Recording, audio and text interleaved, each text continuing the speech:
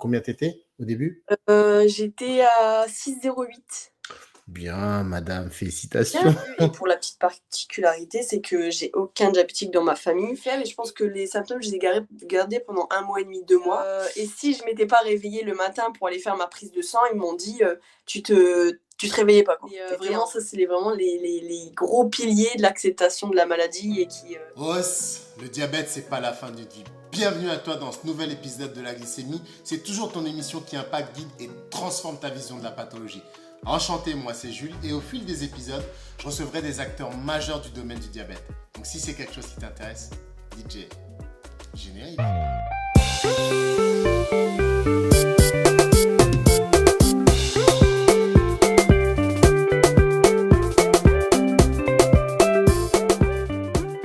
Bonjour à tous, bonjour, bienvenue dans ce nouvel épisode de la glycémie, un épisode qui a connu quelques avaries techniques. Mon invité le dira ou le dira pas, si elle est sympa, elle le dira pas.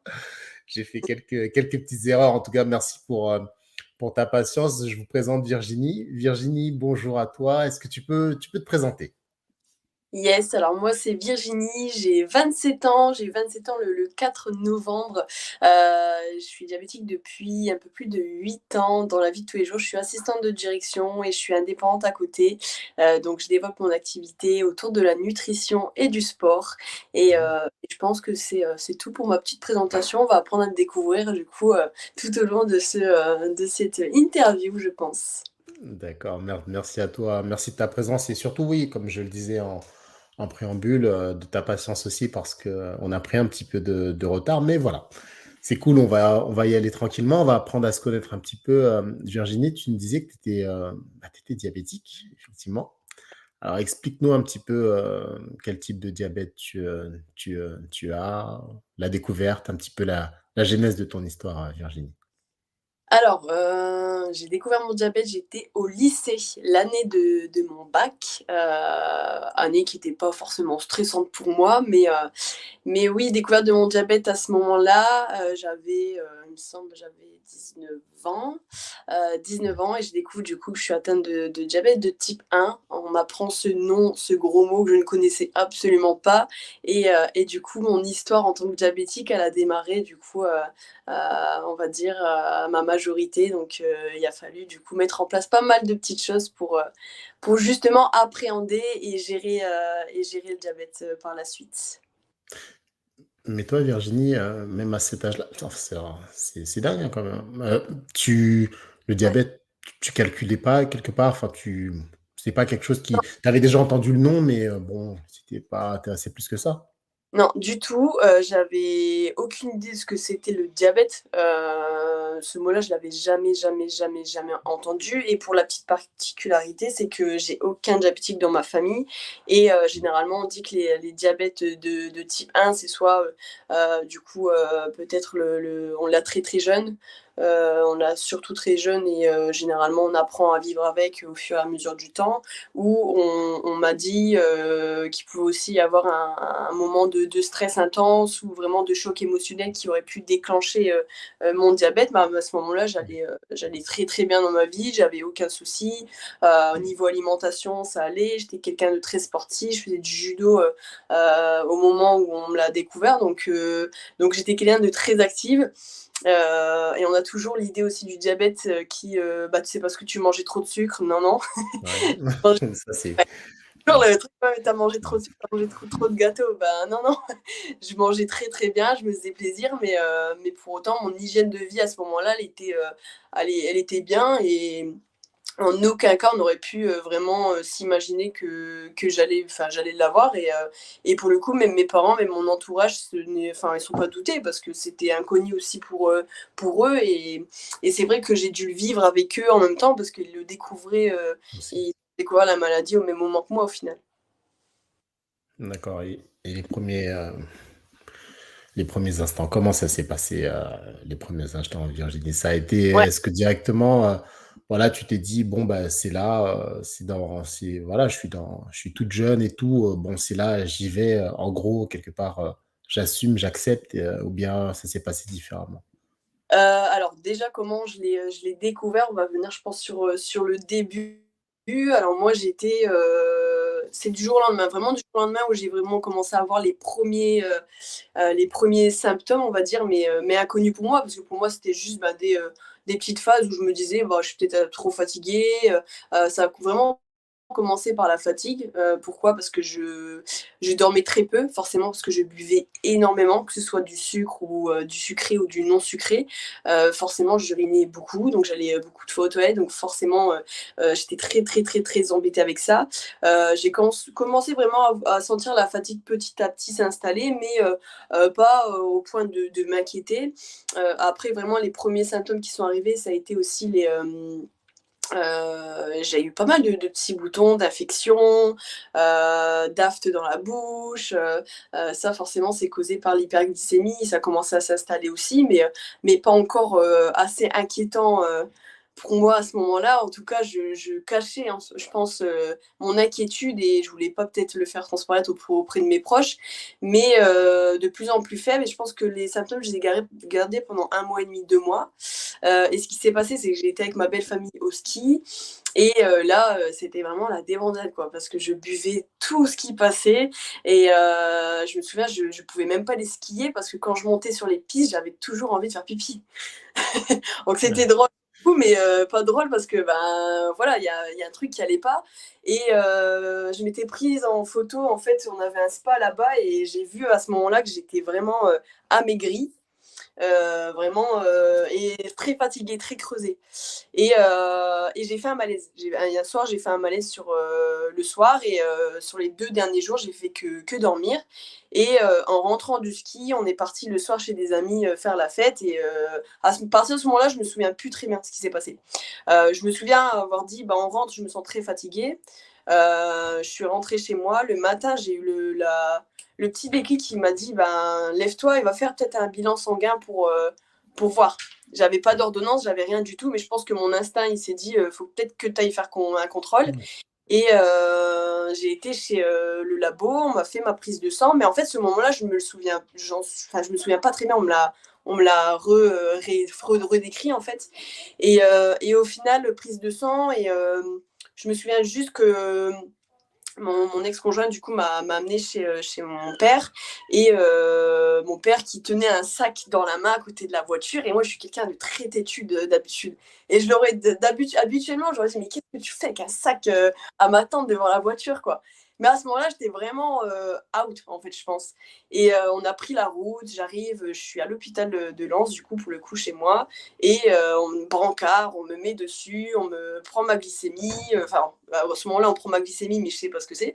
Mais on me branche de partout et au final, dans l'espace des 5 minutes qui sont passées, on vient me dire, et la première chose que j'entends le mot diabète, c'est ben, du coup, t'es diabétique. Voilà. C'est vraiment comme ça que j'ai découvert le diabète. T'es diabétique. Ok. Bah, du coup, la première chose, c'est tu prends ton téléphone et tu tapes. C'est quoi le Ouais. diabète? Et là, bah, forcément, évidemment, je suis tombée sur le mauvais. Mais je pense qu'après, il y avait mon père qui était là, etc. J'ai vraiment commencé à me construire un mindset en fait strong à partir de ce moment-là. Parce que je me suis dit, ben, ça a l'air grave ou ça a l'air déjà embêtant. Donc, Ouais. on va commencer tout de suite à mettre les choses en place, quoi. Mais c'est vraiment la découverte de mon diabète. Ça s'est passé réellement comme ça. Et après, forcément, ben, on apprend un peu par la suite avec le corps médical. Et puis vraiment, comment on va pouvoir gérer gérer ça. Mais la découverte de mon diabète, ça s'est passé comme ça, ouais. Oh là là. Ouais. Bah, tu décris, je pense, ce que des millions d'entre nous ont vécu, hein, la fameuse soif. Tu as l'impression que même si tu bois un océan, tu Ah, auras toujours soif. non. J'étais dans le même cas. L'eau, je trouvais que l'eau, c'était bon. Mais Mmh, bon, mais d'une manière bizarre, en fait. Et on n'a pas ouais. tout de suite ce réflexe quand on n'est pas du corps médical ou même il n'y a pas personne dans notre entourage proche Mmh, qui est confronté à ça, de se dire, bon, bah, peut-être que oh, j'ai soif comme ça, j'ai envie de faire pipi comme ça, bon, la fatigue, ça va passer, on se dit, ça va ouais. passer, ça va passer. Mais c'est là où on voit que ouais, le diabète, il est quand même silencieux, mais qui s'exprime aussi parfois C'est surtout sur sa découverte. Tu te rappelles un petit peu à quel gramme, à combien tu étais au début? J'étais à 6,08. Bien, madame, Bien. félicitations. Oh, Waouh, waouh, waouh, waouh. c'est vraiment le summum. Mais du coup, ouais, les 6 grammes 0,8, quand on me dit ça, aucune notion de savoir quel taux il fallait. Ah, ça bug un peu. Ah. D'hyper. Ah, on a un petit peu de perte. On est... Ouais, Ça c'est coupe un bon. petit peu, Virginie. Oui. Ouais, c'est bon, c'est revenu. Ouais, ouais. Tu nous as remis de l'Internet, c'est bon. Merci à toi. Il y a eu une petite coupure. Et je sais plus ce que je disais. Oui, et ouais, les Tu docteurs, disais que bah, par rapport au grammage, tu savais pas trop si c'était bien, si c'était pas bien. ça. Enfin, Donc un petit peu l'unité de mesure, quoi. ouais, on fait comprendre c'est pas bien du tout. Mais du coup, je comprends le c'est pas bien du tout. Et on me fait comprendre aussi que le fait que je me souvienne plus vraiment exactement de ce qui s'est passé, c'est que j'étais en train de tomber dans mon coma d'hyper, en fait.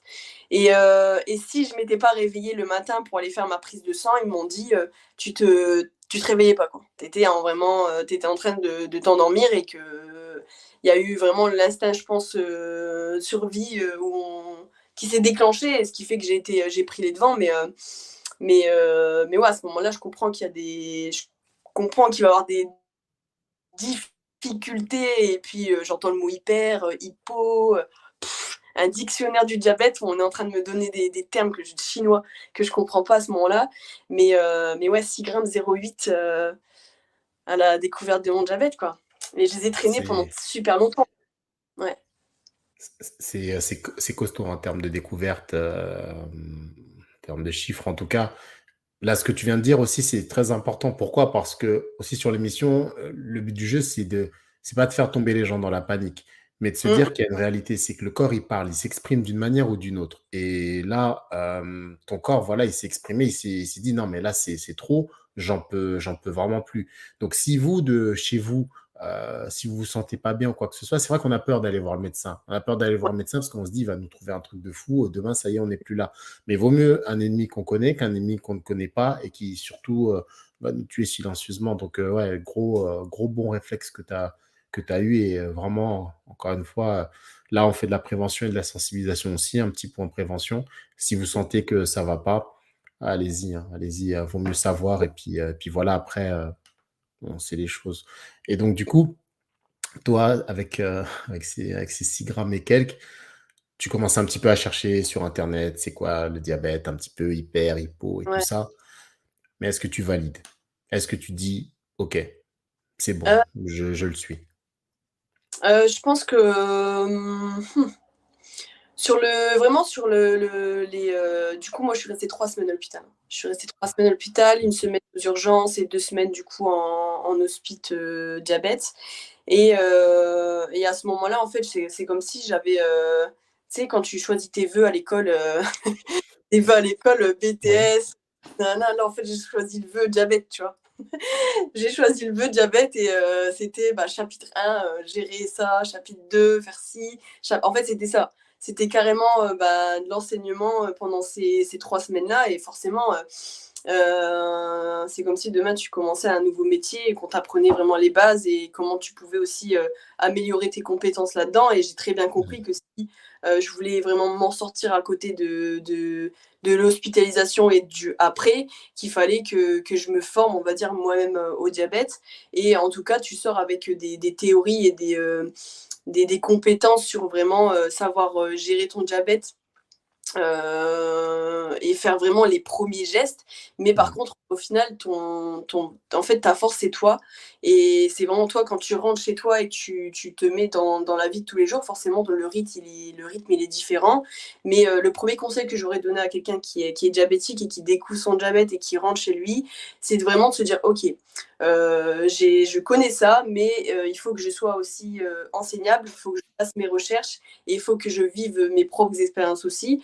Et c'est en faisant les choses qu'on apprend. Et je pense que d'être passé par des moments, j'aime pas dire le mot difficile, mais des moments intéressants dans mon parcours en tant que diabétique, ça m'a finalement formée. Et de jamais aussi se dire qu'on fait mal les choses. Parce que ça, c'était vraiment quelque chose que je me suis dit pendant très, très, très, très, très, très longtemps. Et je pense qu'on en parlera de l'acceptation du diabète. Mais je pense on s'est toujours dit, tous les diabétiques, c'est de ma faute, j'ai fait ci, j'ai fait ça. Non, c'est juste le corps, il a décidé d'être comme ça et qu'il n'y a pas d'explication. Et il faut juste prendre le côté de la chose et de se dire, j'ai rien fait pour l'avoir, maintenant je l'ai et let's go, on y va et on essaye de faire en sorte que ça aille mieux, quoi. Ouais, clairement. Mais pour une jeune fille de l'âge que tu avais, qui découvre un petit peu ce mal, oui, quelque part ce mal, est-ce que directement tu as été sur Internet parce qu'on en parlait dans les autres vidéos que j'ai pu faire avec d'autres personnalités intéressantes aussi. Est-ce que toi, directement, tu as été directement communauté DT1, parce qu'il y a une grosse communauté DT1 sur les réseaux sociaux, ou est-ce que non, enfin, un petit peu, tu regardais ça, d'accord, je suis dans le club, mais je prends pas la carte. Ouais, du tout. J'ai suivi aucun groupe. Aucun groupe. Et au final, je pourrais même pas dire pourquoi je l'ai pas fait. Parce que je pense que c'est au caractère de chacun aussi. Il y a des personnes qui ont besoin d'avoir cette communauté-là et de pouvoir s'y retrouver. Je savais qu'il y avait une énorme communauté derrière et qui était là pour m'aider si j'en avais besoin. Mais je fais partie des personnes qui se renferment beaucoup. Et je pense que ça a été aussi mon tort pendant des années parce que le diabète, je l'ai accepté depuis très peu de temps. Hein. Au final, je l'ai accepté depuis à peu près 1 an, je dirais. Il y a plusieurs phases d'acceptation. Tu as vraiment l'acceptation de te dire t'es diabétique, c'est la première étape. La deuxième étape de l'acceptation, c'est de se dire c'est pas de ta faute. La troisième étape de l'acceptation, je dirais, c'est vraiment de pouvoir en parler facilement. Et la quatrième phase d'acceptation, je dirais que c'est vraiment de pouvoir, de vouloir et de pouvoir aider d'autres personnes aussi à se sentir mieux et en étant dans le même état que toi. Et je pense que je suis arrivée à cette dernière étape-là maintenant de ma vie qui a fait que j'ai accepté les autres étapes avant. C'est que maintenant, grâce à l'activité que je fais, je peux accompagner d'autres personnes diabétiques aussi sur l'acceptation. Et au travers de notre nutrition, etc. Mais c'était vraiment vraiment les phases que j'ai dû dépasser pour arriver à cette acceptation finale. Et je pense qu'il y en aura encore plein d'autres. Hein. De phases d'acceptation. Je pense qu'on n'est pas, j'en aurais plein d'autres, mais vraiment ça c'est vraiment les gros piliers de l'acceptation de la maladie et qu'il faut passer qu'il faut passer pour pouvoir justement avancer et voir sur du long terme et beaucoup plus positivement aussi, quoi. Oui, ouais, c'est vrai que c'est un cheminement à faire, hein, et c'est intéressant d'entendre ça de la part d'un insulinodépendant. Tu vois, c'est très intéressant parce que généralement, ce côté d'acceptation-là, on en parle beaucoup chez les DT2 parce qu'il y a une grosse, entre guillemets, pression invisible sociale qui s'installe, qui dit parce que tu as mangé beaucoup trop de pépito, de BM et d'autres choses que tu es dans ce cas de figure-là. Et ouais, c'est intéressant ce que tu dis. Moi, j'aimerais te poser une question.